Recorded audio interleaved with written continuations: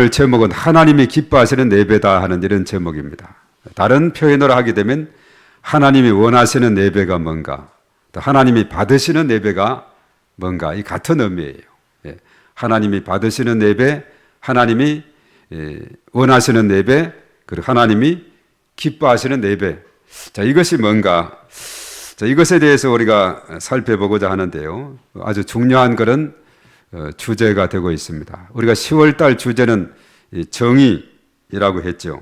우리가 첫 주에는 인자한 마음으로 공정하게, 미가서 6장을 통해서 인자한 마음으로 공정하게라는 이 공정이라는 단어, 이것을 생각하고, 그리고 두 번째 주에는 마태복음 20장에 포도원 품권에 대한 그 비유를 통해서 바로 거기에서는 긍휼함, 바로 주인 되시는 그분의 긍휼함이 바로 작용하게 됐습니다. 긍휼이 기초한 정의, 이것을 말해주고 있고, 우리가 지난 주일은 추수감사주일로 큰 잔치에 초청된 사람이다는 그런 제목으로 추수감사절 예배를 우리가 드렸습니다. 우리가 오늘 이제 정의에 대한 세 번째 내용을 말을 하자면은 바로 예배에 대한 것인데, 바로 예배는 우리의 삶 가운데 깊은 연관이 있어서 정의로운 삶을 살아야 한다. 이것이 핵심이에요.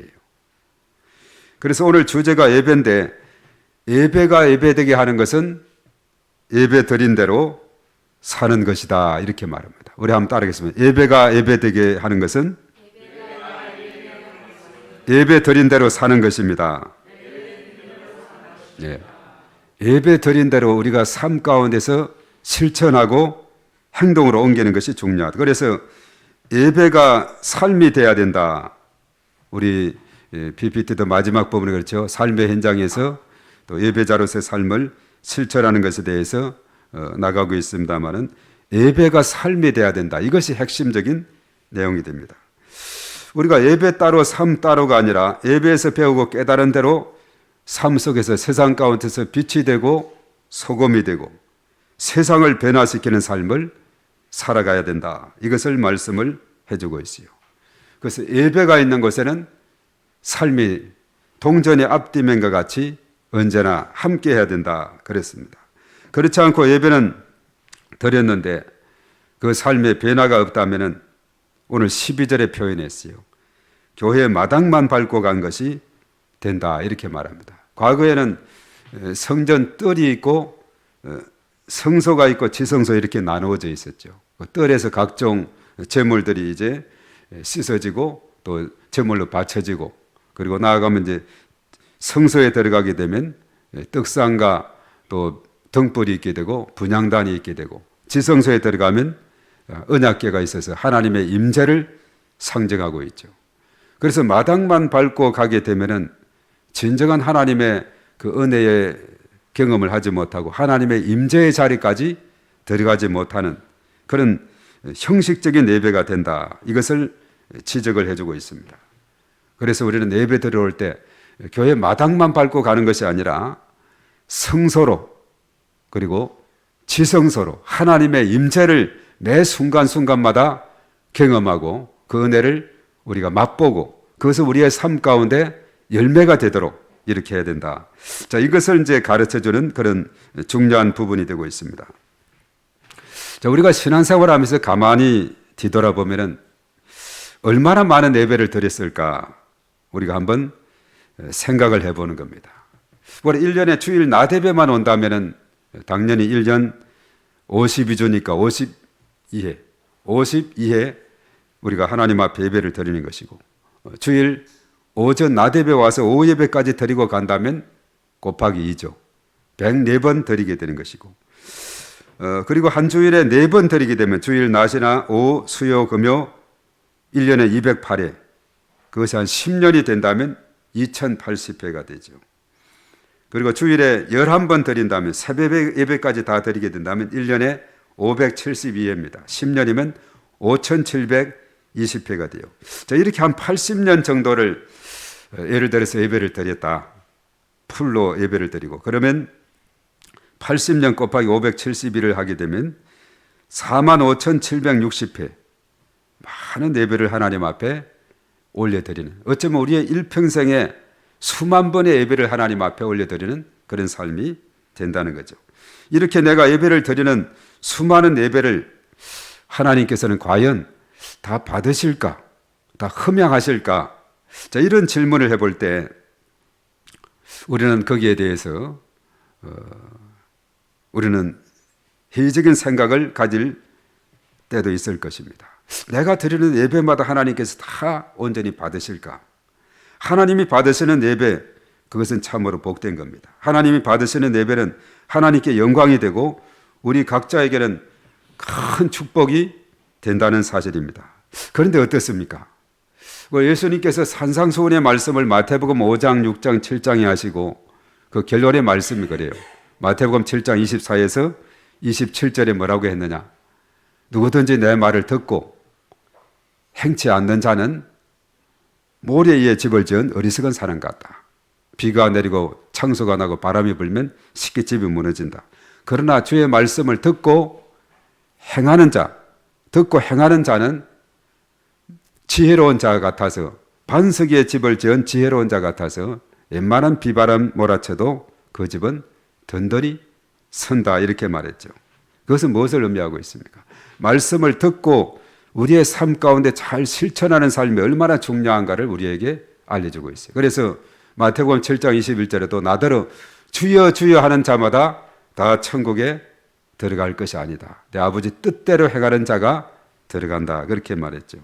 그리고 야고보서 같은 경우는 바로 행함이 없는 믿음, 그것은 헛것이고 죽은 것과 같다, 이렇게까지 아주 직설적으로 언급하고 있어요. 그래서 예배가 삶이 돼야 될 이유가 거기에 담겨 있는 겁니다.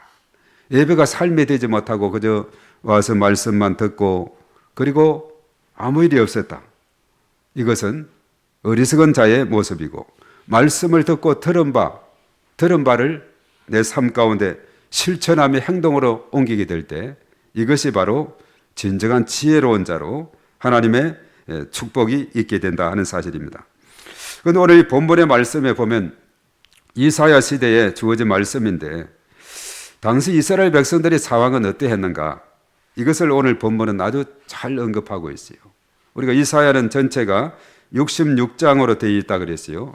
성경의 신구약 전체가 66권으로 되어 있다 그랬죠. 그런데 1장부터 사실 39장까지는 심판에 대한 말씀이라면 40장에서 66장은 위로와 소망에 대한 그런 말씀으로, 그래서 예언서들을 쭉 보면은 앞부분은 심판에 대한, 그리고 뒤에는 위로와 소망이 있어요. 죄를 짓고 죄 아래에 있으면 너희들은 심판을 받게 되지만 그는 그것을 회개하고 돌이키고 주께로 돌아오면 희망이 있다, 소망이 있다, 이것을 알려주는 책이 바로 예언서. 예언서마다 다 보면은 전반부는 심판에 대해서, 후반부에 가서는 너네들이 깨닫고 회개하고 돌이키고 하나님께로 돌아오면 하나님께서 용서해 주시고 또 구원을 베풀어 주시고 하나님께서 빛 가운데로 인도해 주실 것이다. 자, 이런 말씀을 하고 있거든요. 자, 이사야서 1장에서부터 철저하게 이스라엘 백성들의 죄를 언급하고 있어요. 오늘 이사야 선지자는 범죄한 이스라엘 백성들에게 말합니다.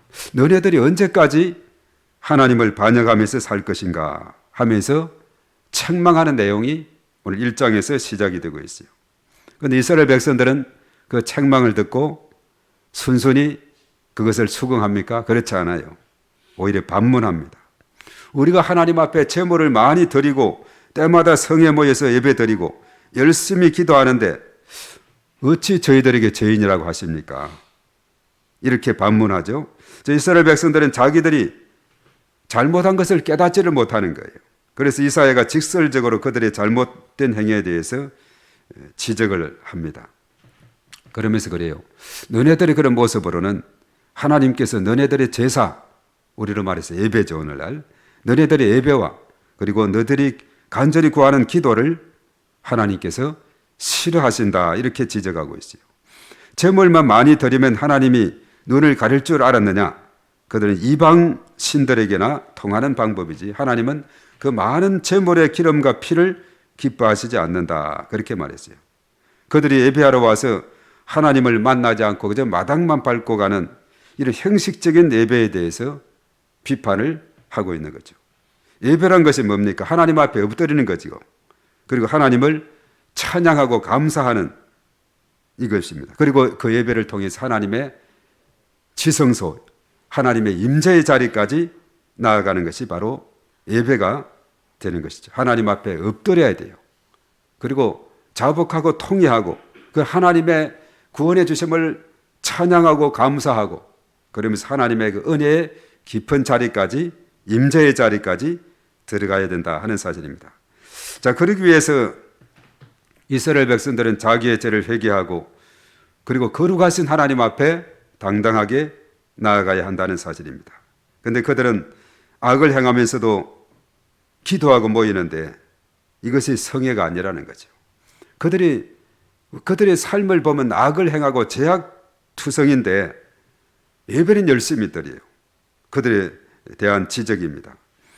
손으로 사람을 죽이고 폭력을 가하면서 그 손으로 기도하는 것을 하나님은 듣지 않으신다. 이렇게 말하고 있죠.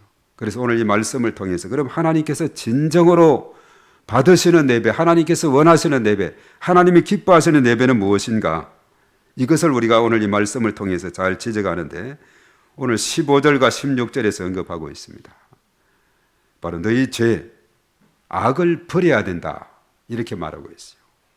자기들은 깨닫지 못하고 있는 그 악에 대해서 너희 손에 피가 가득함이라 너희는 스스로 씻으며 스스로 깨끗하게 하여 내 목전에서 너희 악한 행실을 버리며 그 행악을 그치라 이렇게 말하고 있습니다. 우리 한번 15절 한번 읽어보겠습니다. 다 같이 시작. 너희가 손을 필 때에 내가 내 눈을 너희에게 가리고 너희가 많이 기도할지라도 내가 듣지 아니하리니 이는 너희의 손에서 피가 가득함이라. 자, 하나님이 듣지 않는 그 이유가 있어요. 이는 이렇게 말했죠. 그 이유는 뭐냐? 너희의 손에 피가 가득함이라. 왜 피가 묻었어요? 악을 저질렀기 때문에, 죄를 지었기 때문이죠. 그리고 16절 그 다음에 시작. 너희는 스스로 씻으며 스스로 깨끗하게 하여 내 목전에서 너희 악한 행실을 버리며 행악을 그치고. 손에 피를 씻어라. 악한 행실을 버리고 그 행악을 거쳐야 된다. 이것을 말하고 있어요. 그래서 그 당시에 이제 여러 가지 많은 지적을 하고 있죠.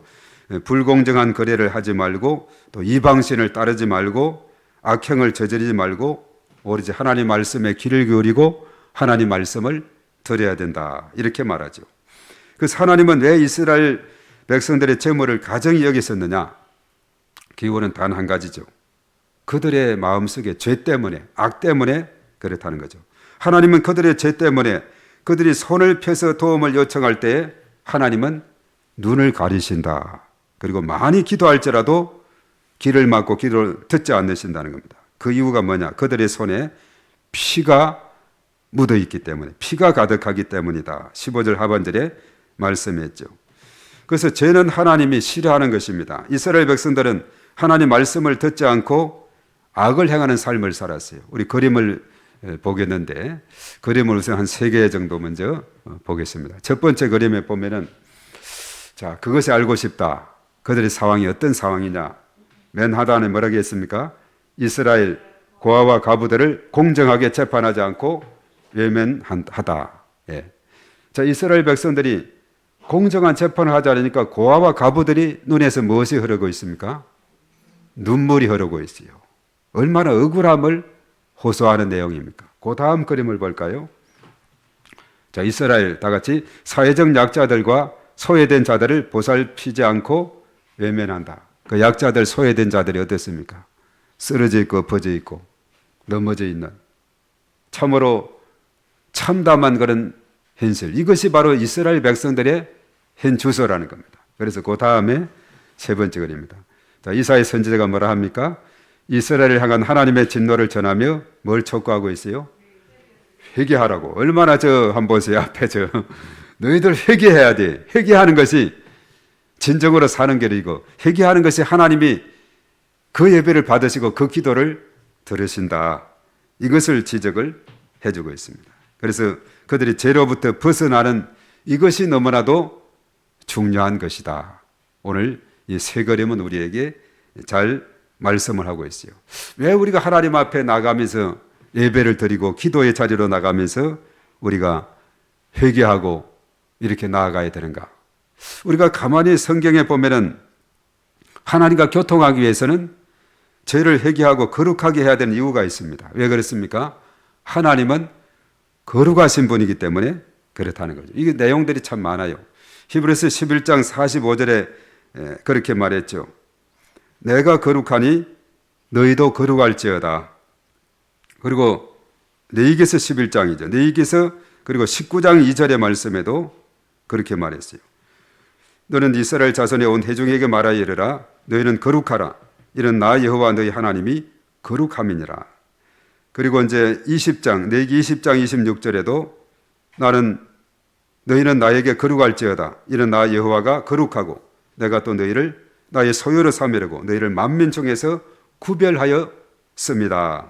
이것을 이제 베드로전서 1장 15, 16절에 그것을 그대로 인용했어요. 오직 너희를 부르신 거룩한 이처럼 너희도 모든 행실에 거룩한 자가 되라. 기록되었으되 내가 거룩하니 너희도 거룩할지어다.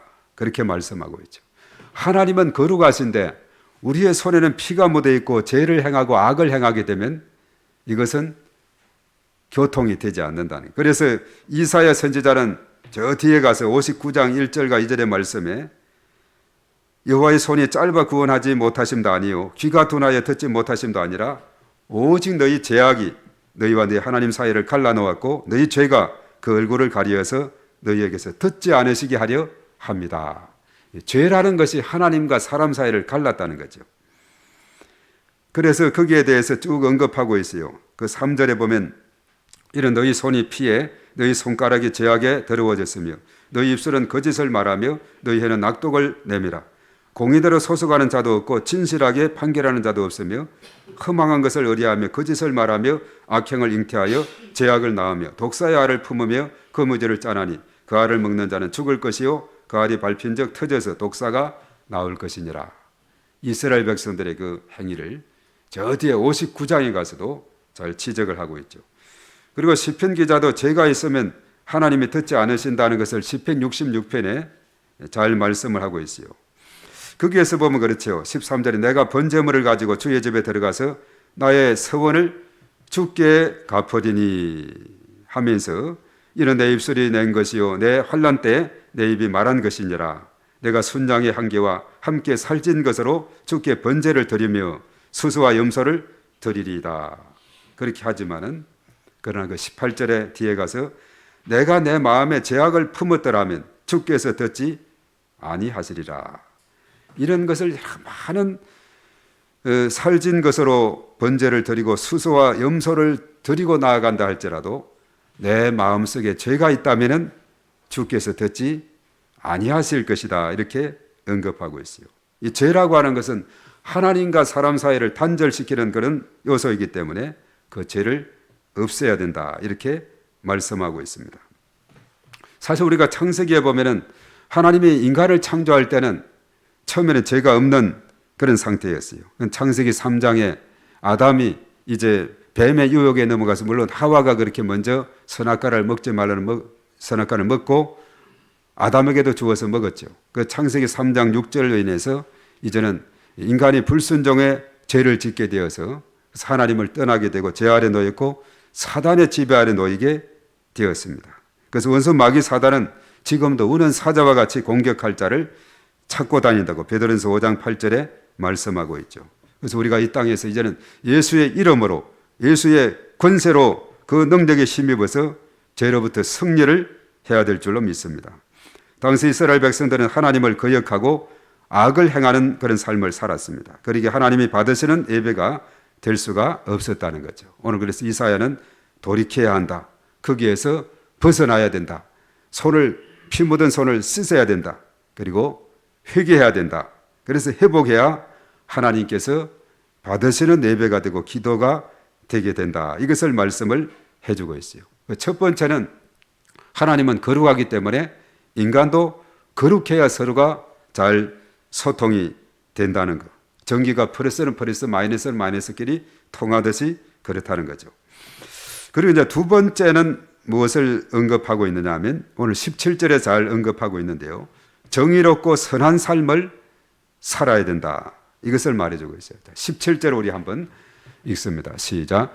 선행을 배우며 정의를 구하며 학대받는 자를 도와주며 고아를 위하여 신원하며 과부를 위하여 변호하라 하셨느니라. 그런데 아까 우리 그림에서 볼 때는 전혀 그렇지 못한 것을 보게 되죠. 선행을 배우고 정의를 구하며 학대받는 자를 도와주고 고아를 위해서 신원하며 과부를 위해서 변호하라 이렇게 말했어요. 그래서 이것은 뭐냐 하면 불의한 법령을 만들어서 가난한 자를 불공평하게 판결하지 말라는 것이고 또 가난한 이들의 권리를 박탈해서 고아라든가 과부의 것을 빼앗지 말라. 자, 이것을 말해주고 있는 것입니다. 그래서 이사야가 이렇게 이스라엘 백성들에게 가르치는 것은 그 백성들을 미워해서가 아니라 죄에서 떠나 심판을 받지 않고 하나님의 자녀로 행복하게 살고 또 그들을 살리게 하고 또 그들의 예배가 하나님께 상달되고 기도가 응답되는 그런 삶을 살아가도록 이사야가 촉구하는 거죠. 자, 그렇다면 결국 하나님이 원하시는 예배, 하나님이 받으시는, 하나님이 기뻐하시는 예배는 무엇일까 하는 것입니다. 그래서 오늘 하나님이 강조하신 단 한 가지, 악을 버리고 정의를 행하는 것이다. 이렇게 말하고 있어요. 그래서 악을 버리고 하나님과 잘 소통하는 것은 하나님과의 관계를 잘 바르게 하는 것이고 하나님을 잘 사랑하는 것이고 걸림돌을 제거하는 것이 된다면은 바로 이웃을 향해서 정의롭게 행하는 것은 이웃 사랑을 실천하는 것이 되는 거죠. 그래서 오늘 이사야에서 이 말씀을 통해서도 이사야는 사실 믿음을 강조하는 책인데 너희가 믿음에 굳게 서라. 그들이 사실 믿음에 굳게 섰기 때문에 아수르로부터 이제 두 번이나 그들이 큰 위기 가운데서 구출을 당했어요. 예루살렘 성이 멸망되지 않았어요. 그런데 북이스라엘은 이사야가 활동하던 BC 722년에 다 멸망이 됐죠. 남유다는 100수십 년 더 이후에 BC 587년에 멸망을 하게 됩니다. 한 135년 이후 연장이 되는 것이죠. 그래서 이들에게 회개를 촉구하고 하나님과의 바른 관계를 촉구하고 이렇게 했을 때 믿음에 서도록 이렇게 함으로 인해서 그 심판이 지연이 된 것을 보게 되는 겁니다. 그래서 이사야서에서 이렇게 가르치는 그 내용이 바로 하나님 사랑과 이웃 사랑을 알려주고 있는 그런 부분이다 하는 거죠. 그래서 하나님께 나아가는 자는 재물이 문제가 아니라 드리는 자의 그 믿음, 마음의 자세가 중요하다는 것을 여기에서 다시 한번 알려주고 있어요. 아무리 천천의 순양과 많은 것을 준비하고 그렇게 한다 할지라도 그 손에 피가 묻어 있고 그 손에 악이 있고 그 마음에 죄가 있다면은 그것은 받지 않는다는 거죠.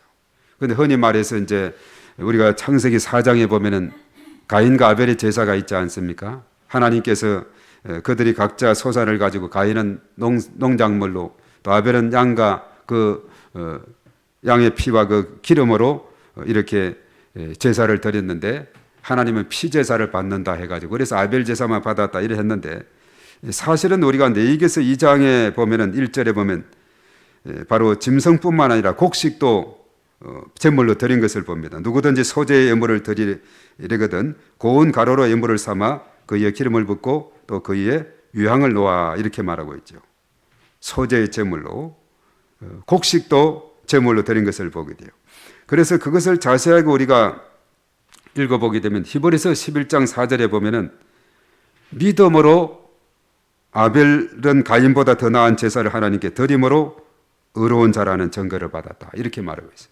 아벨은 믿음으로 드렸어요. 물론 각자가 가인은 농작물을 통해서 아벨은 또 자기가 기르는 양이나 그 기름을 이렇게 드리게 됐지만은 정성을 다 드렸는데 뭐 피가 있고 없고 그것이 문제가 아니라 아벨은 믿음으로 그 중심을 보시는 하나님의 모습을 보게 되는 겁니다. 그런데 가인은 형식적으로 드린 것을 거기에서 언급하고 있죠. 우리가 시편 기자도 보면 제물보다도 감사와 찬송의 제사를 기뻐 받으신다고 말씀해요. 시편 69편 30절에 31절에 이렇게 말합니다. 내가 노래로 하나님 이름을 찬송하며 감사함으로 하나님을 위대하시다 하리니 이것이 속옷 뿔과 굽이 있는 황소를 드림보다 여호와를 더욱 기쁘시게 합니다. 하나님 앞에 나갈 때는 감사함으로 찬송함으로 나가는 이것이 소나 굽이 뿔과 굽이 있는 그 황소보다도 또 하나님께서 기뻐 받으신다, 이렇게 말씀을 하죠. 그래서 우리가 성전에 나올 때는 불평 대신에 언제나 감사와 찬송이 있어야 된다는 사실입니다. 하나님 앞에 엎드려서 하나님 이름을 높여드리고 하나님을 찬송하고 믿음으로 이렇게 나오게 될 때 하나님께서 그 예배를 받으신다는 겁니다. 우리가 지난번에 미가서 6장에서도 그랬죠. 미가 선지자는 하나님께서 구하시는 것이 뭐냐? 천천의 순양이나 만만의 기름이 아니라 오직 정의를 행하며 또 인자를 사랑하며 겸손히 하나님과 함께 행하는 것이 아니냐, 이렇게 말씀을 했거든요. 그래서 우리의 삶 가운데 하나님이 기뻐하시는 삶이 무엇인가를 우리는 잘 거기에서 배우게 되는 것입니다. 그래서 하나님이 기뻐하시는 예배가 되기 위해서는 예배자의 삶이 정의롭지 못하면 안 된다는 거죠. 예배자는 예배 드릴 때만 거룩하게 되는 것이 아니라 예배 후에도 거룩한 삶을 살아야 됩니다. 그것이 가정에서나 일터에서나 마찬가지입니다. 예배가 바로 삶이 되어야 된다, 이것을 알려주고 있습니다. 사도 요한도 예배자의 태도에 대해서 잘 말씀하죠. 요한복음 4장 23절 24절 우리가 전해왔죠. 아버지께 참되게 예배하는 자들은 영과 진리로 예배할 때가 오나니 곧 이때라. 아버지께서는 자기에게 예배하는 자를 찾으시니라. 하나님은 영이시니 예배하는 자는 영과 진리로 예배할지니라, 그렇게 말했어요. 사도 바울도 로마서 12장 1절에 너희 몸을 하나님이 기뻐하시는 거룩한 산제물로 드리라. 이것이 너희의 드릴 영적 예배다, 이렇게 말하고 있죠. 거룩한 죽어내문이 아니라 산제물로 드리라, 이렇게 말하고 있어요. 그래서 우리는 언제까지나 예배자로서 예배 거기에서 끝나는 것이 아니라 예배 후에도 우리가 여전히 살아서 생동감 있게 세상을 변화시키는 그런 삶을 살아가는 삶이 되어야 된다는 거죠. 네 번째 그림을 한번 보겠어요. 신앙과 정의로운 삶을 잘 실천한 사람인데 토마스 찰머스라는 분입니다. 토마스 찰머스라는 분인데, 자, 이번엔 영국의 이제 19세기 스코틀랜드를 대표하는 청교도 신앙을 지닌 그런 분으로 또 대학에서 교수로 한 20년 이상 수백 명의 학생들을 가르쳤고, 특별히 스코틀랜드 교회 복음주의 진영에서 적극적으로 활동을 했던 사람입니다. 그런데 여가 이제 1844년 말부터 당시 에든버러 그 지역에서 가난한 우범 지역을 발견하게 됐어요. 그래서 그곳을 찾아가서 그것을 잘 청소하고 또 거기에 학교를 열고 또 폐쇄된 공장을 수리해서 주일 예배 처소를 만들고, 이렇게 해서 정말 사회개혁과 영적 갱신 운동을 펼치게 돼서, 그래서 이제 시간이 지남에 따라서 점점 놀라운 변화된 삶을 이루게 되는 것을 봅니다. 그래서 복음대로 사는 삶, 바로 신앙과 삶이 일치하는 삶을 살아서 아주 계속해서 저 이름이, 토마스 찰머스라는 이름이 극찬을 받는 그런 일을 우리가 듣게 됩니다. 정말 역사 속에 이렇게 기록이 되어 있고 길이길이 그의 활동에 대해서, 그래서 그 당시 그의 사역은 무지와 가난으로 고통받는 이들에게 복음 안에서 참된 위로를 주었고 도덕적으로 숭고한 삶을 실천한 그런 대표적인 인물이 저분이었다, 이렇게 말하고 있습니다. 그래서 우리가 이 땅을 살아가면서 그랬습니다. 우리 그리스도인의 삶이란 것은 다른 세상 사람들하고 다른 삶을 우리가 살아야 된다는 거죠. 언젠가 고구마 전도왕이라는 김기동 목사, 나중에 목사가 됐죠. 그 집사였는데 나중에 이제 목사가 됐는데, 그분이 간증하는 이야기 중에 그랬어요. 은혜가 자동차를 몰고 가는데 뒤에서 어떤 차가 탁 봤더래요. 그래서 이제 이분이, 이분도, 그분은 언제나 그냥 모든 대상이 전도의 대상이니까 어떻게 전도할까 이렇게 생각하면서, 그래서 그 사람에게 가서 어떻게 연락처도 이제 알았고 이러니까 그냥 그 사람들하고 그 받은 사람하고 이 김기동 그 목사는 그렇다 그랬죠. 자, 바친 사람입니다. 저는 받은 사람입니다. 뭐 이렇게 서로 이렇게 통하여 나중에 그 사람을 전도하게 된 그 이야기, 그 고구마 전도법 간증에서 아주 실감 있게 잘 봤는데, 야, 그런 경우도 이렇게 전도의 계기가 될 수 있구나 이런 생각을 해보게 되면서, 사실 저도 그것을 적용했지 않습니까? 제가 전에 코너에 차를 세워서 한 3번이나 제 차를 받은 사람들이 있는데 다 그냥 두었어요. 그 중에 한 사람이 저는 몰랐는데 앞에 가게 하던 고깃집 가게 하던 사람이 저한테 일러봤죠. 저분이 목사님 차를 받았다고. 그래서 서로 알게 돼가지고 그분이 그래요. 견적이 얼마 나오냐고. 그래서 연락처도 주고 해서 제가 한 주 지나고 2주 지나고 3주 지나도 연락을 안 했거든요. 왜 연락을 안 주냐고 자꾸 하면서 서로가 잘 알게 돼가지고 결과적으로 우리 교회 왔지 않습니까? 그 부인까지 오게 되고 잘 신앙생활하다가 저 서산으로 이사간 김창수 최계순 성도 부부였는데 하여튼 그런 계기가 되고 있어요. 뭐 하여튼 반바 같은 경우는 좀 이렇게 걸리긴 한데 그 뭐 어떻게 스프레이 뿌리고 이렇게 조치하면 할 수 있는 부분이거든요. 트집을 잡자면 한없이 잡을 수 있는 그런 부분인데 하여튼 그런 모든 계기들이 전도의 계기로 삼는 이거 참으로 너무나도 귀한 일이다 하는 생각을 해보게 됩니다. 자, 오늘이 종교개혁 507주년이라고 그랬어요. 자, 507주년을 왜 우리가 잘 이해를 하느냐. 1517년에 마르틴 루터가 종교개혁을 했는데 저희 지방회장단이 제가 2018년도에 했는데 그때가 501주년이었어요. 그 당시 유럽 지역에 쭉 이렇게 다니면서 독일 쪽에 가서 거기에 가서 루터의 행적을 쭉 이렇게 살펴볼 수 있었는데 501주년이 되니까 조금 다니기가 좋았어요. 왜냐하면 그 전에는 2017년도는 500주년이 돼가지고 얼마나 그 지역이 북적거리고 종교개혁 500주년이 돼가지고 막 순례객들 찾는 사람들이 얼마나 많았는데 그 다음에 가니까 그야말로 팔이 날리는 그런 정도로 사람들이 많이 없어서 잘 다니게 됐는데 독일의 어떤 거리를 쭉 이렇게 이제 가는데 거기에서 이제 종교개혁자들이 외친 것이 뭐예요? 3가지가 있지 않습니까? 오직 은혜로, 오직 믿음으로, 오직 말씀으로죠. 그것을 그 거리를 가니까 나와요. 우리 그 다음 그림 한번 보겠습니다. 자, 저기서 오직 은혜를 말해서 이제 라틴어로 솔라 그라티아, 솔라는 오직, 그라티아, 오직 은혜로 도로에다가 저렇게 이제 간판처럼 크게 가지고 솔라 그라티아. 그 다음에 그림을 보면은 솔라 피데, 오직 믿음으로 이런 말이거든요. 솔라 피데. 그리고 그 다음에 한번 보겠습니다. 솔라 스크랩추, 오직 말씀으로, 오직 성경으로. 저걸 이제 도로에다가 저렇게 쭉 붙여놨어요. 지나가면서 저기 은혜가 되더라고요. 종교개혁지를 방문하면서 솔라 그라티아, 솔라 피데, 솔라 스크립처. 얼마나 은혜가 되는 그런 내용입니까? 그렇죠. 우리가 살아가는 그 모든 삶이 어떤 다른 것이 아니라 오직 하나님의 은혜, 오직 그 믿음으로, 오직 말씀으로 돌아가는 그런 삶으로 나아가야 된다 하는 것을 우리가 다시 한번 깨닫게 됩니다. 그래서 복음은 시대마다 새로운 옷을 입고 발전하고 선포되어야 된다 하는 것입니다.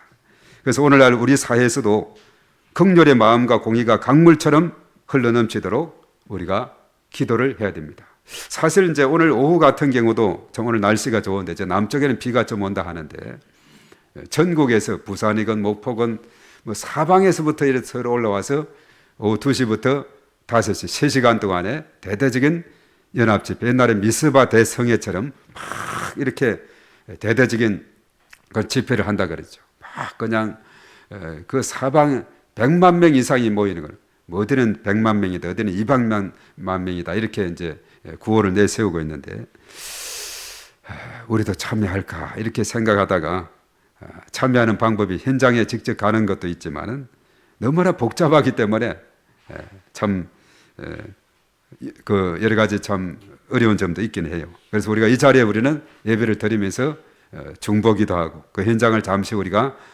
유튜브를 통해서 또 보면서 함께 기도하는 그런 시간을 갖고자 하는데 정말 이 땅에 동성애라든가 차별금지법 이런 것이 성경의 원리대로 진행이 돼야 되는데 자꾸 이렇게 유럽에서 먼저 그것을 인정을 하고 점점 이렇게 또 우리나라 쪽으로도 들어오고 또 대법원에서도 피부양자 동성애 또 의료보험도 인정하는 그런 것이 하면서 하나하나 수순이 지금 서구화되고 가는 그런 상황이 되고 있는데 성경과 이반되는 그런 상황으로 가게 되고 있습니다.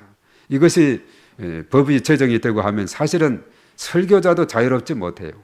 오직 예수 그리스도다 이렇게 주장하기도 이것도 문제가 되는 이런 시대가 되는 이런 어려움이 있게 됩니다.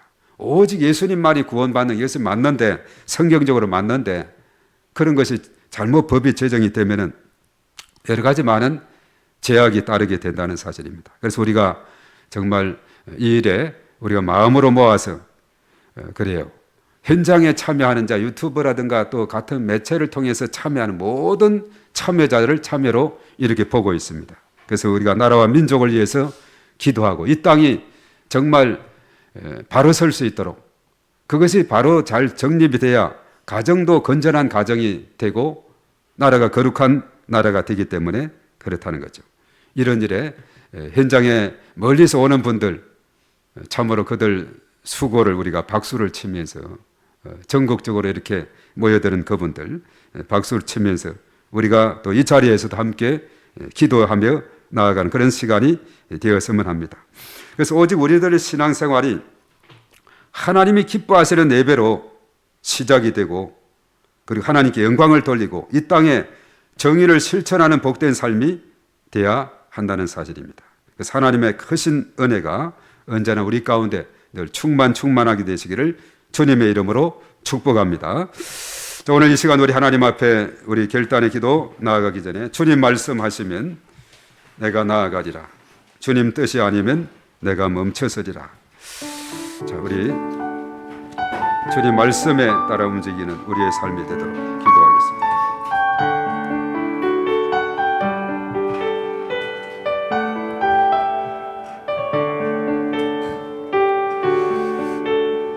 주님 말씀하시면 내가 나아가리라. 주님 뜻이 아니면 내가 멈춰서리라. 나의 가고 서는 것 주님 뜻에 있으니 오 주님 나를 이끄소서. 주님 말씀하시면 주님 말씀하시면 내가 나아가리라. 주님 뜻이 아니면 내가 멈춰서리라. 내 가고 서는 것 주님 뜻에 있으니 오 주님 나를 이끄소서. 뜻하신 그곳에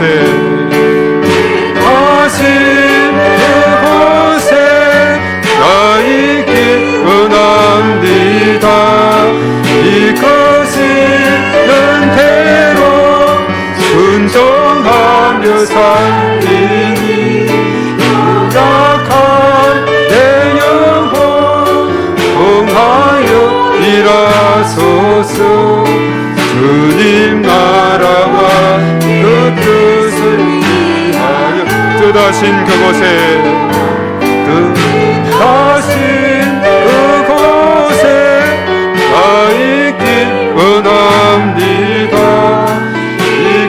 이끄시는 대로 순종하며 살리니 연약한 내 영혼 통하여 일하소서. 주님 나라와 그 뜻을 위하여 오 주님 나를 이끄소서. 오 주님 나를 이끄소서. 오 주님 나를 이끄소서. 오 주님 나를 이끄소서. 한 번 더 오 주님 오 주님 나를 이끄소서. 아멘. 그렇습니다. 주님 말씀하시면 거기에 순종하는 우리의 삶이 될 때에 이것이 참으로 복된 삶이 되는 줄로 믿습니다. 우리 다 같이 우리 주여 삼창하고 간절히 하나님 앞에 기도하며 나갑니다. 주여, 주여, 주여. 존귀하신 하나님 아버지, 감사와 찬송과 영광을 올려드립니다. 저희들 언제나 주의 말씀 순종하며 나아가는 저들이 다 될 수 있도록 은혜를 더하여 주시옵소서. 우리가 하나님 앞에 나아갈 때 하나님께서 내가 거룩하니 너희도 거룩할지어다 말씀하신 것처럼 우리의 모든 죄악을 씻어버리고 우리의 모든 악을 씻어버리고 손의 피를 다 씻어버리고 주님께로 나아가는 저희들 되게 하심으로 우리 하나님께서 거룩한 거로 거룩한 심령으로 나아갈 때 하나님과 서로 소통하는 그런 아름다운 삶이 될 줄로 믿사오니 주의 놀라운 은총으로 하나님께서 은혜를 더하시고 주의 말씀으로 충만하게 하나님께서 인도하여 주시옵소서. 거룩하신 하나님과 소통하며 배운 바 또 깨달은 바 그 은혜를 이제 우리의 삶의 현장에 나가서 그대로 실천하며 나아가는 저희들 되게 도와 주시어서 주님 말씀하신 그 말씀을 그대로 우리가 실천하며 나아갈 때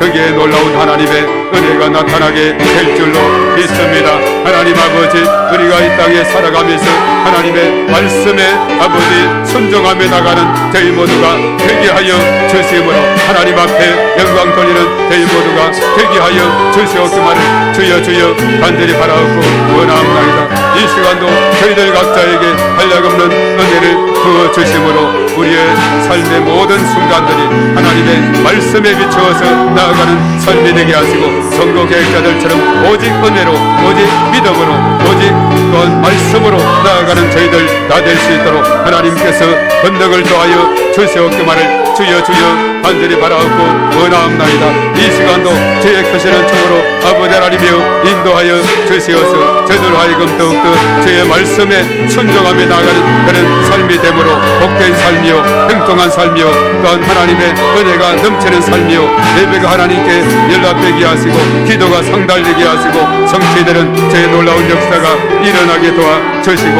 인도하여 주심을 주여 믿습니다. 주님 도와주시고 주님 역사하여 주시옵소서. 충만함으로 기름 부어 주시옵소서. 주여 믿습니다. 주여 믿습니다. 아버지 주여 도와주시고 주님 역사하여 주시옵소서. 기름 부어 주시옵소서. 믿습니다. 거룩하신 하나님 아버지 감사를 드립니다. 저희들이 하나님 앞에 나아갈 때 거룩하신 하나님께 우리가 서로 소통하기 위해서는 우리의 손의 피를 씻어버리고 죄와 악을 깨끗이 씻어버리고 우리가 나아갈 때에 거룩한 심령이 될 때에 하나님과 잘 소통한다고 말씀했습니다. 이스라엘 백성들이 그렇게 하지 못해서 우리 이사야 선지자가 책망을 하고 저들로 하여금 바른 신앙을 촉구하고 있습니다. 그리고 저들이 하나님 앞에 예배를 드린 그 말씀대로 들은 말씀대로 삶의 현장에 나가서 실천하는 그런 삶을 살 것을 촉구하고 있습니다. 그래서 예배자는 바로 예배 시간 거기에서 끝나는 것이 아니라 가정에서나 일터에서나 우리의 삶의 현장에서 우리가 그 예배자의 삶을 살아가는 삶이 될 때에 하나님께서 기뻐하신다고 했습니다. 참으로 공의를 실천하며 하나님 말씀의 가르침에 순종하며 나아갈 때 이것이 참으로 복된 길이 될 줄로 믿습니다. 주님 도와주시고 은혜를 더하여 주시옵소서. 그래서 주의 말씀하시면은 그 말씀을 그대로 듣고서 끝나는 것이 아니라 우리의 삶 가운데 적용하고 실천함으로 인해서 하나님 앞에 영광 돌리는 지혜로운 삶이요 반석 위에 집을 지은 그런 사람과 같은 복된 삶이 될 수 있도록 하나님께서 역사하시고 인도하여 주실 것을 믿습니다. 특별히 오늘 10월 27일 오후에 있는 광화문 시청 일대에 참으로 나라와 민족을 위해서 정말 하나님 앞에 간절히 기도하는 그 기도를 들으시고 응답하여 주실 것을 믿습니다. 현장에 참여하는 자나 또 인터넷이나 매체로서 참여하는 자들이나 모두가 합심해서 하나님 나라를 든든히 세워가는 저희 모두가 될 수 있도록 인도하시고 우리 기독교의 그 강력한 힘을 드러내는 그러한 놀라운 계기가 될 수 있도록 하나님께서 은혜를 더하여 주시옵소서. 또 하나님 앞에 나오면서 11조 헌금으로 또 여러 가지 감사의 조건을 찾아서 하나님 앞에 감사 예물을 드렸습니다. 일일이 기어가시고 하늘문을 활짝 열어주셔서 하늘에 신령한 것과 땅에 기름진 것으로 하늘 축복, 땅의 축복, 온 열방의 축복으로 풍성히 채우시며 이 땅에 살아갈 때에 차고 넘치는 주의 은혜가 가정가정마다 일터마다 넘치게 하여 주시옵소서. 또 예물을 통해서 하나님 큰 영광 거두어 주시옵소서. 또 이 몸된 교회를 위해서 여러모로 수고하고 헌신하고 중보하는 모든 심령들, 가정가정마다 모든 심령들마다 자녀 손 위에 하나님께서 범사의 모든 삶 가운데 하나님의 크신 축복으로 은혜를 더하여 주시옵소서. 이제는 우리 주 예수 그리스도의 은혜와 하나님 아버지의 극진하신 사랑하심과 성령님의 기름 부으심 교통하심이 오늘 참여한 우리 모두에와 우리의 가정과 자녀 생활, 직장, 사업장, 일터위에 몸된 교회와 이 나라 민족과 온 열방 위에 이제와 영원토록 함께 하시옵기만을 간절히 축원하옵나이다. 아멘.